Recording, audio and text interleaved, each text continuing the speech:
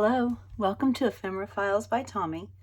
Today I want to share with you this tiny little booklet that I made from something that would totally be trash, and I have actually been recycling for a little while in the recycling bin, not in my craft studio.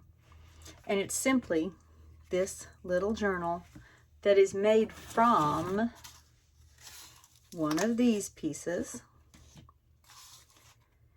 And where I get these pieces is from a subscription box that I get from a wine club. And it is shipped in these boxes that I also use for organizing. It comes with two of these. They are stacked one on top of the other, and they are inside of a box. And then this is just down in the end, because what goes inside is a wine bottle. It goes like that.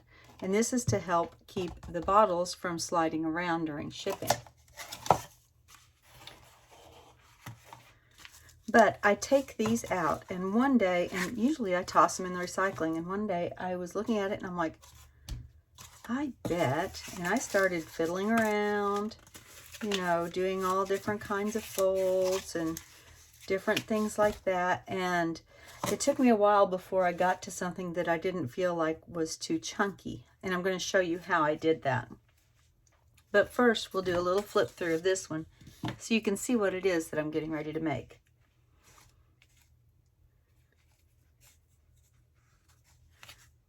This is just an embroidery floss tie, I have so much trouble saying that word, embroidery floss string tie. And you can see the front, the corrugated part, and it has this little window here. I have a piece of, it's an old bed sheet, it's vintage, it's very, very old, on the spine. And then here is a different part of the cardboard taken apart. When we open it up, you can see I've left that there and simply used a bunch of cut-offs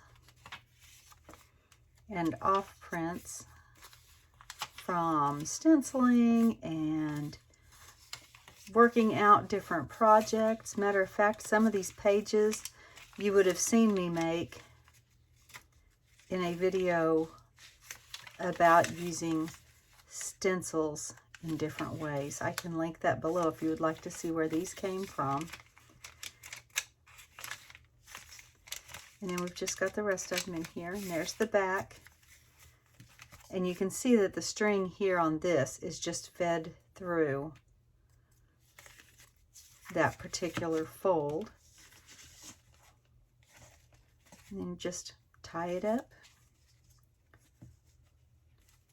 to hold it closed. And if you didn't like that tie, you could just take that string out and put a piece of elastic or tie the ribbon another direction.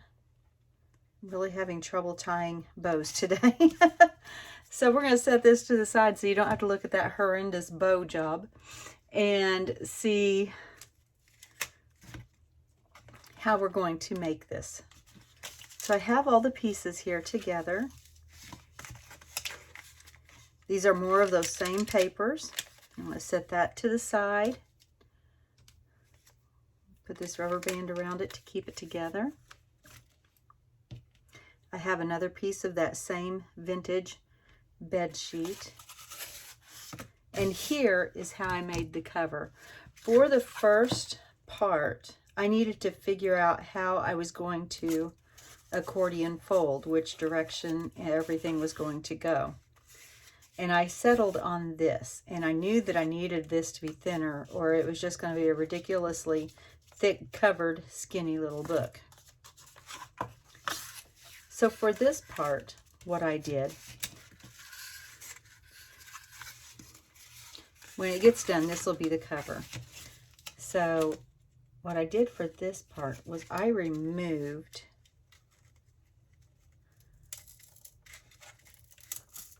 the layers this way. keeping the corrugated part on the part that I'm getting ready to remove. And so I am very gently and very carefully going to split those layers.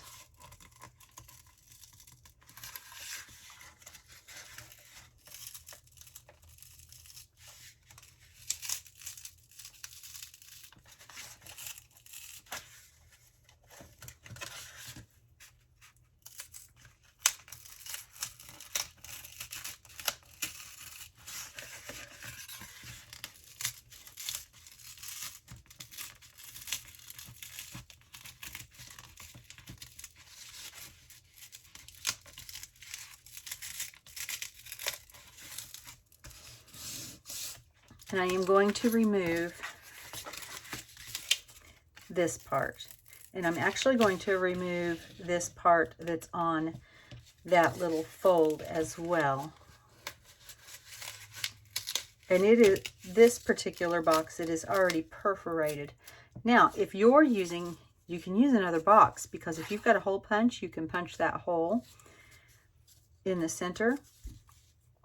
And you could make your own strip. These strips measure, they're 3 1/4 tall, and the entire length of the strip is 13 1/4 inches. All right, so there is the cover. Now I'm going to untie this that never got tied anyway, so that we can refer back. For this part, I want to keep the corrugation. And so I am going to very carefully remove this part. And I'll speed this up because it was the same as last time. I just wanted you to see on the first part how slowly I had to do it in order to have less instance of tearing. And since this and this and this and this all have the corrugation showing, I'm going to be taking it off of all 3 of these panels.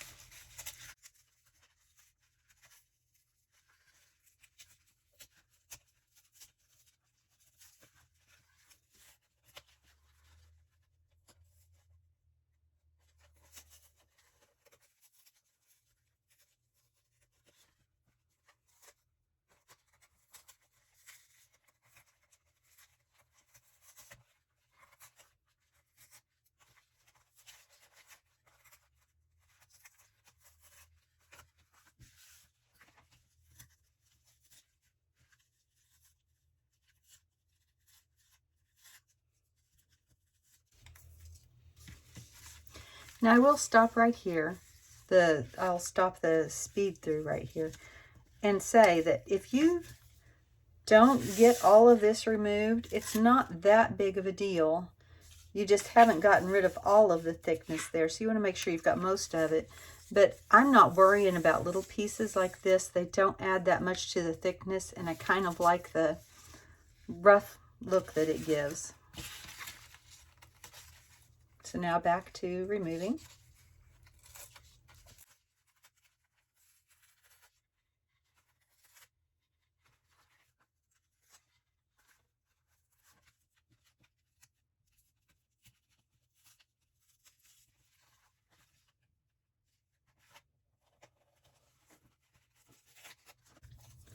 My problem is I'm trying to go too fast. So I am going to skip, and then we'll come back after I get this taken care of.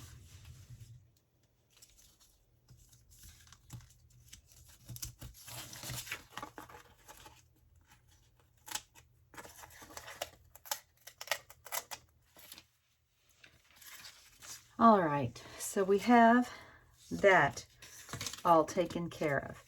Now, it's going to be folding like this.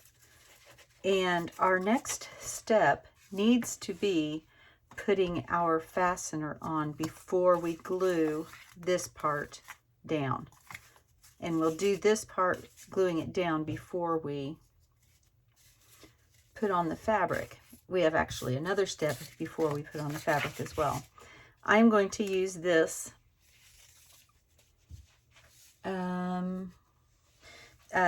it's a 1/2 inch, I think it's a 1/2 inch wide elastic. Yes. It's the kind of elastic that they use for making ponytail holders and other things. Matter of fact, you can use ponytail holders for this if you like. Sometimes it's easier to get a hold of that than it is to get a hold of a length of any of it. And what we want to do is lay that right across there, but we're not gluing that part down. Okay, so we are going to hold that there, get our glue out, and glue everywhere except for where that ponytail holder elastic is going to be, that 1/2 inch elastic. And you can use something else if you want. In the other one, I used embroidery floss. It's not stretchy. It would need to be tied. This one is stretchy, and so you can simply slide it over the front cover. Sorry, I have to get a death grip on my glue because my arthritis in my thumb is just really sore and hurting me for the past couple of weeks. All right, so we are going to take this and, holding our elastic in place, just fold that over. And we're going to hold it for just a minute. I'm going to get my favorite little clothespins out and clamp that down.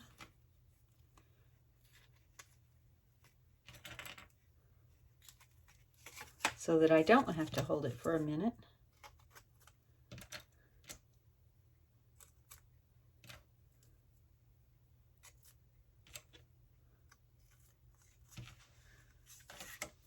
All right, and now we're going to move on to the cover. Now for the cover, the way I did it, you can see through that hole. And I just have a clear sticker that is sandwiched in between the plastic packaging for something or other that I purchased. And all I do,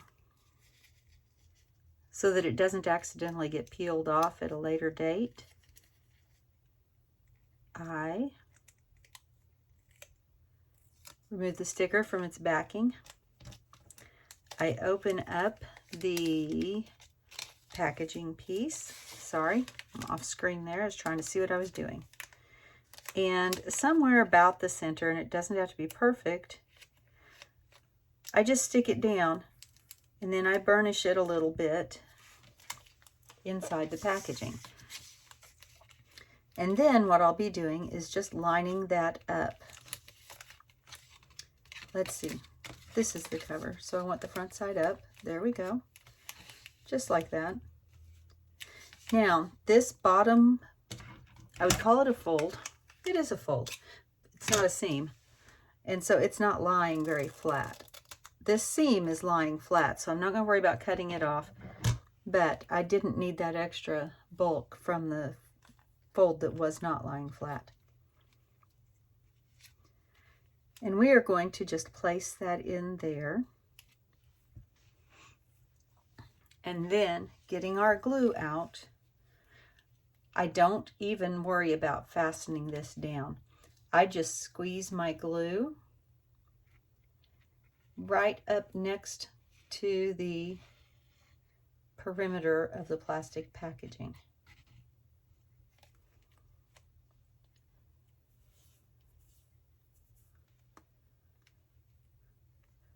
And it doesn't matter if it moves a little bit while you're gluing, because as long as it doesn't get on the part that shows through the window, you're good. And then we will just close that like we did the other side. Now, it's a little off center. I have a moment to straighten it. I can just shift it until the glue dries, which isn't going to take long. I have that moment.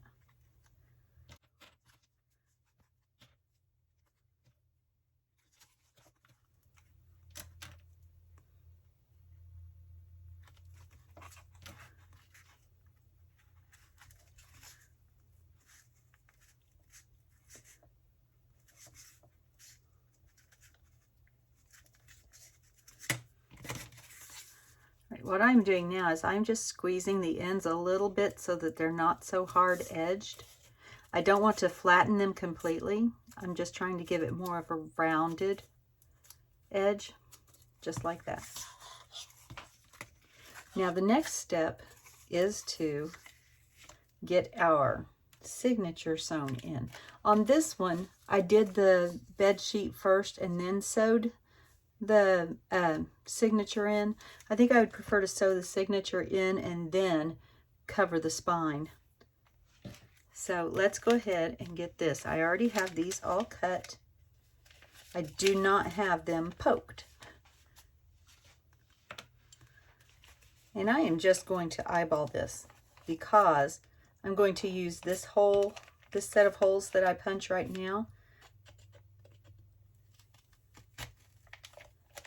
as my basis for where the holes are going in the spine.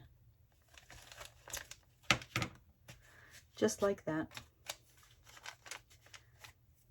Now I do need to cut a length of my binding thread. Sorry, I'm having trouble talking and working at the same time today. Just going to thread that through there.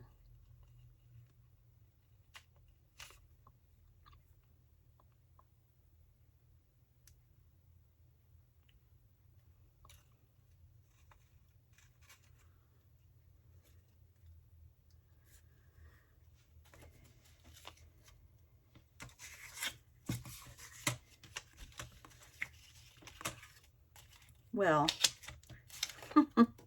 I am not sure where you came from.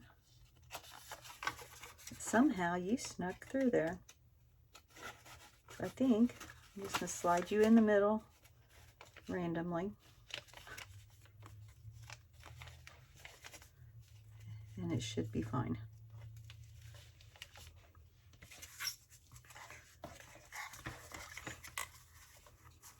All right, so I am going to just line up the pages with the cover. If I can keep a hold of all my pieces here. And line this up with the cover. And I can see that that's about the center of the spine. And so I'm going to go in there.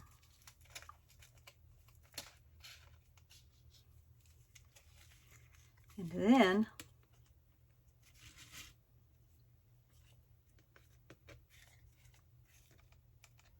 oops, sorry, you can't see what I'm doing. But I'm trying to get it to where I can see what I'm doing as well.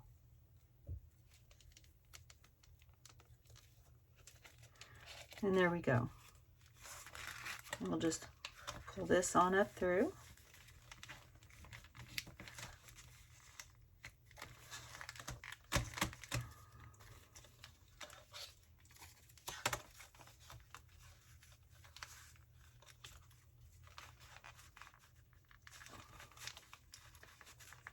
Like I said, my grip is not cooperating today, so I'm just going to stick this through the eye of the needle and give it a little pull up.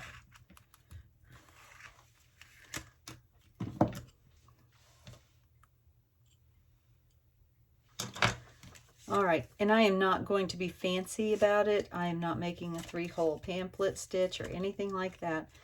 I am just making a tiny little journal.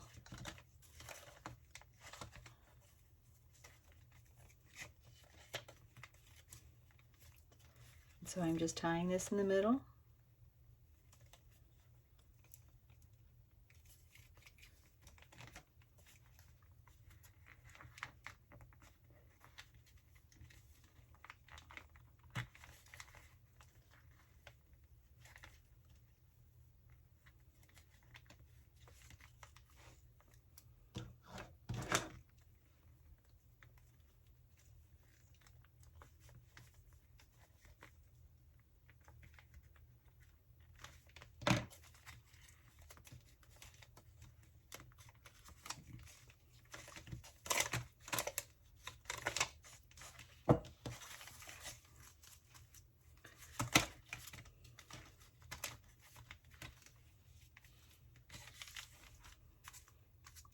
All right, I'm going to take the clips off now. These clips are on my Amazon favorites list that I have linked in the comments below. I am not an affiliate. I don't get any money for sharing that stuff with you. I just like to let you know where I get my stuff in case you want to get the same stuff, or at least similar stuff. All right, at this point we can go ahead and tie a knot in our elastic.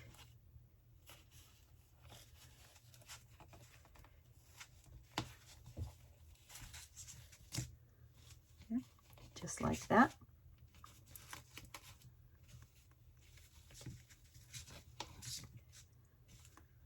All right, and I am going to go ahead and measure this for the spine. I make sure that it doesn't go over to the front cover, and I want to make sure that it's positioned where I want it. Like on this one, I made sure that I centered that spray of flowers on the spine. So I'm going to do the same thing with this one. And make sure where I cut off my excess is where I want it to be.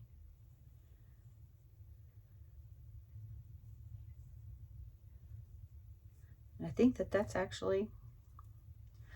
where I want it. So I'm going to cut this off just a little bit past where I want it so that I can fray it a bit. I think that that frayed edge looks really good with the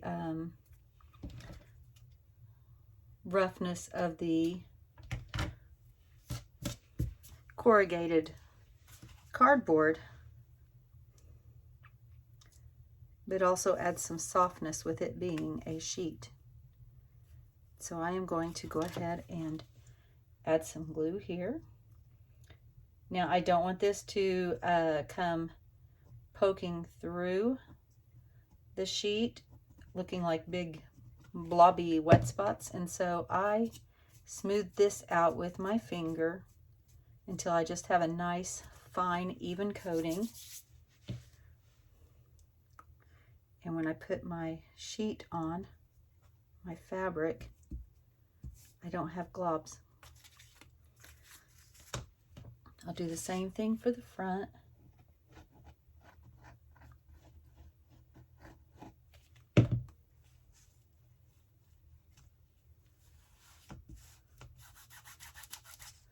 You see that one still did it a little bit, but not as badly as it would have had I not spread it out. And then for this part, I'm just going to put it on each of the ribs and on the very top where there's not a rib. And I'm going to try to do a better job of spreading it out than I did on the front. The thing is, if you get the globby globs, you can always decorate just a little bit more and cover them up. See, no globby globs on the back. And then for the signature ties, you can cut them off short. You can cut off one and only have the one out the bottom. You could put beads on both of them and have one hanging over and one hanging down. You could have them both hanging down. You can do whatever you want. And then I think I am just going to cut them off though.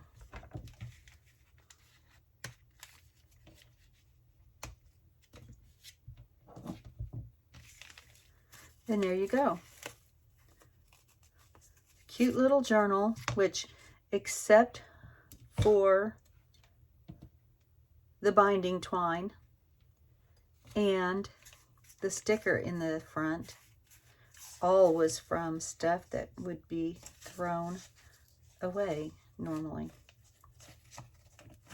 I mean, I rescued the bed sheet even. So look at your, let's see, quote, trash with new eyes. I'm sure that a lot of you watching this already do, but some of you may be new and not have a clue how to go about doing that. Well, here is just a little hint, and I think they turn out adorable. Thank you for joining me today, and as always, be kind. Bye.